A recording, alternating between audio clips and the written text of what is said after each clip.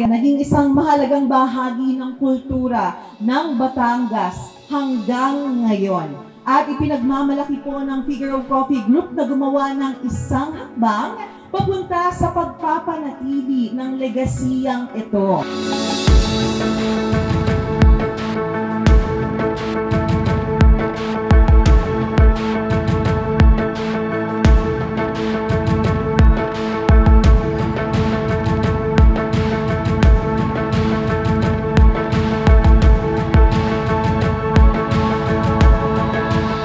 So dito sa atin, sa Balete, napakalawak pa ng mga lupa agrikultural.